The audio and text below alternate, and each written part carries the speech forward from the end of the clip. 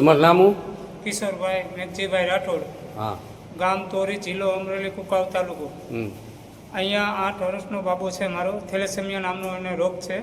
હું 8 વર્ષથી આ અમરેલી સિવિલમાં એમની ટ્રીટમેન્ટ સારવાર લઉં છું, બ્લડ ચડાવું છું. આજે અહીંયા અમરેલી સિવિલની અંદર મને બ્લડ ઓ પોઝિટિવ નથી એમ કહેવામાં આવ્યું. પછી એક ભાઈ આવ્યા મારી સાથે અને રેડક્રોસ બ્લડ બેંક છે ત્યાં અમે ગયા એ ભાઈ સાથે. અને એ રેડક્રોસ બ્લડ બેંકવાળા સાહેબે એમ કીધું કે ભાઈ 1000 રૂપિયા થશે ઓ પોઝિટિવનું. પછી એમને મેં મારી થેલેસેમિયાની બુક બતાવી સિવિલની, તો એણે એમ કીધું કે ભાઈ એ અહીંયા કાંઈ નહીં ચાલે, 1000 રૂપિયા આપો તો જ તમને બ્લડ મળશે. પછી મેં મારા બાબાને 1000 રૂપિયા આપી અને બ્લડ લીધો ત્યાંથી, અને અત્યારે બ્લડ ચાલુ છે ચડાવવાનું.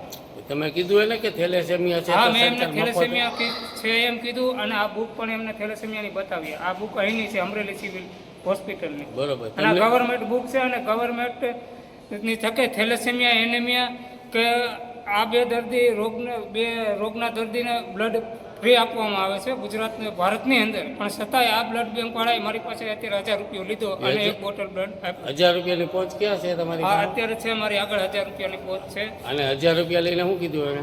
1000 રૂપિયા લઈને એમ કીધું કે હવે તમે બ્લડ જમા કરાવી જાજો એક બોટલ, ત્યારે તમને 200 રૂપિયા પરત મળશે. 800 રૂપિયા તો તમારે ભરવાના રહેશે. અને આ એમની બુક છે, સિવિલ હોસ્પિટલ અમરેલી.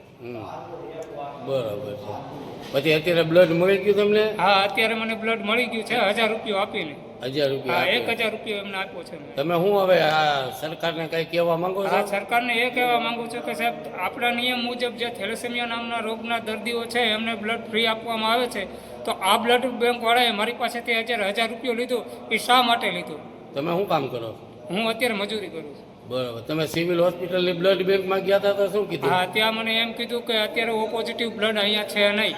પછી ના છૂટકે મારા બાબાને બ્લડ ચડાવવાનું હતું, એટલે એક ભાઈ મારી સાથે આવ્યા અને રેડક્રોસ બ્લડ બેંકમાં ગયા. તેણે કીધું કે ઓ પોઝિટિવ બ્લડના 1000 રૂપિયા થશે.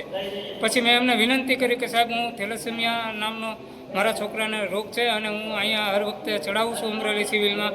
એમને મેં બુક બતાવી, તોય છતાંય એમણે એમ કીધું કે ભાઈ 1000 રૂપિયા તો થશે તો જ બ્લડ મળશે. ના છૂટકે મારે બ્લડ લેવું પડ્યું 1000 રૂપિયા દઈને.